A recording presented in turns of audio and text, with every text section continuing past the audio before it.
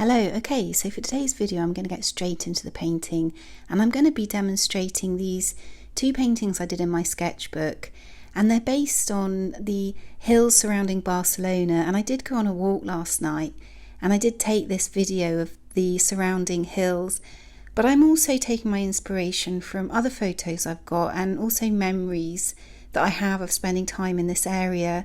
And as you'll see, I'm using quite a sort of purpley blue, and you know, this is my impression of the area. It's a sort of semi-abstract representation of the area, so I'm not sticking exclusively to the colours that I actually saw, but I've put down my cobalt blue and burnt sienna for the sky, and the other colours that I'm going to be using is Winsor Violet and also a little bit of Paynes grey and also yellow ochre.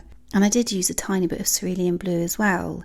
So I'm working wet and wet at the moment, and I've just put that shape down, which is going to form some of the mountains at the background.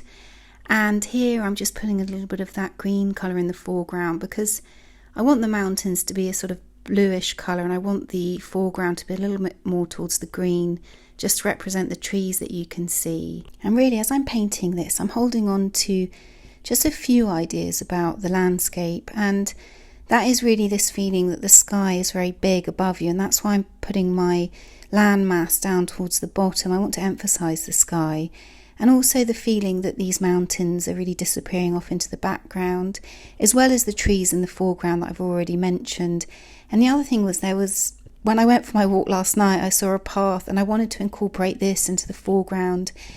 And I do that quite abstractly, but just by adding a little bit of colour to represent the path. So I've got some photos here of some more mountains that are in the same area, and you can really see how they really sort of disappear into the background. So I'm going to be really focusing on that as well.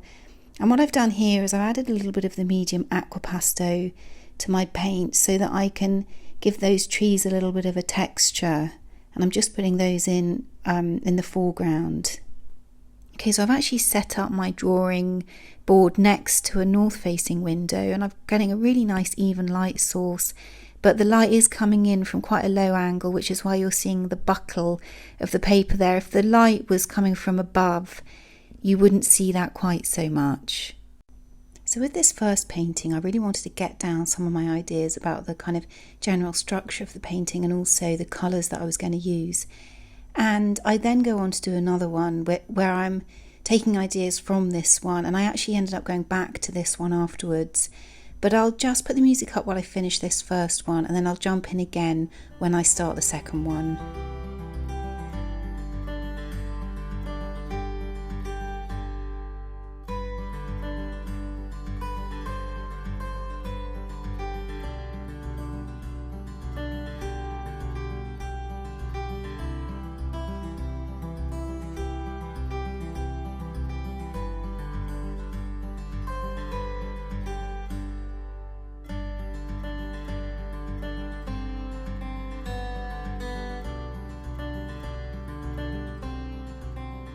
Okay, so I was pretty happy with the sort of colours and the feeling of this first one, but I wanted this second one to be a little bit more free and kind of almost abstract feeling.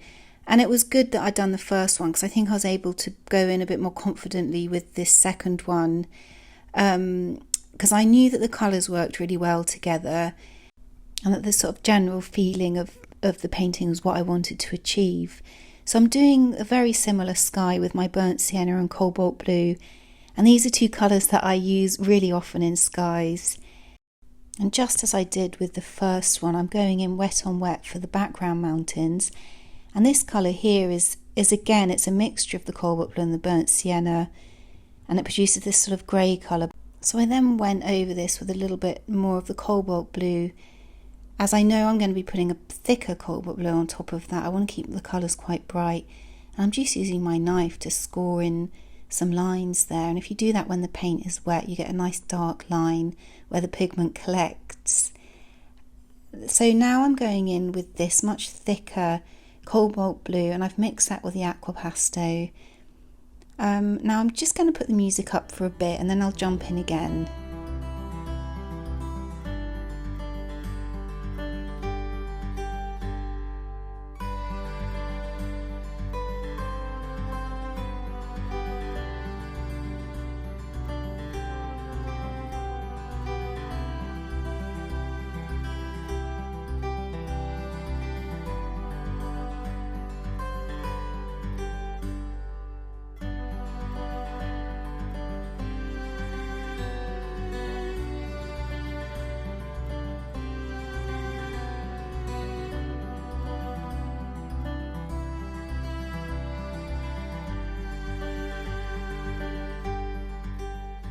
Okay, so I've just been blending the paint a little bit, and you can do that when you add the acquapasto. And here I'm adding that burnt sienna to represent this sort of path, and as you can see it's very abstract, and I'm just laying that colour on top, and I quite like that effect. I think the one on the right, this colour, I put the path in looking a lot more literal, and here I've just made it a lot more subtle and just a suggestion of that colour. Okay, so again, I'm going to put the music up for a bit and I'll jump in again towards the end.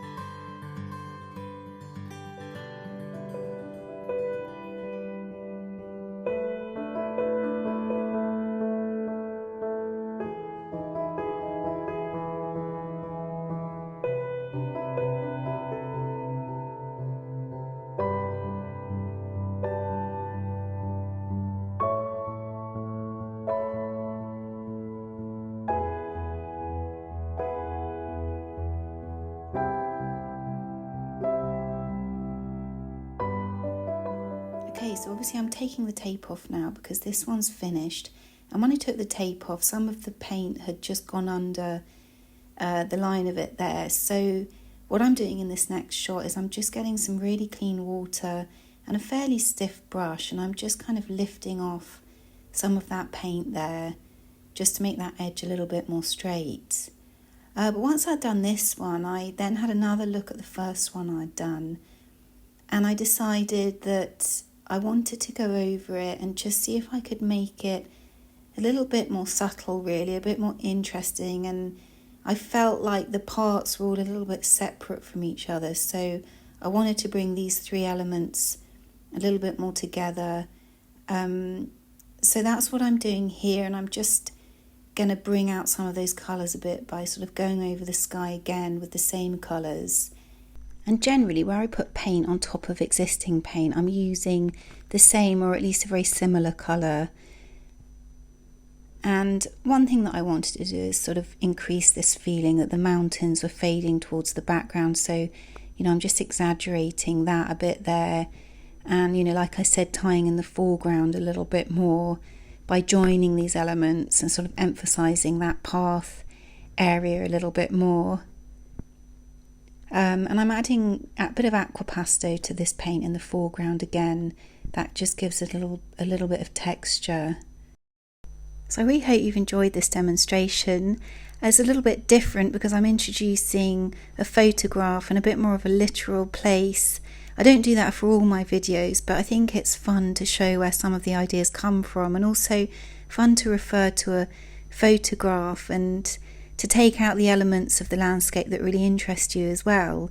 So if you're going on holiday, or if you've got some photos of a place that you really love and you decide to give something similar a go, then I'd love to hear about it in the comments. And I've got loads of videos where I use watercolour to create contemporary landscapes on my channel. And I've also got a short watercolour course called Minimalist Watercolour Landscapes and Beyond, where I approach watercolour from a very sort of minimalist point of view, and I then do slightly more complex paintings towards the end of the course. Okay, so if you haven't already, please consider subscribing, and I hope to see you in the next one. Okay, bye!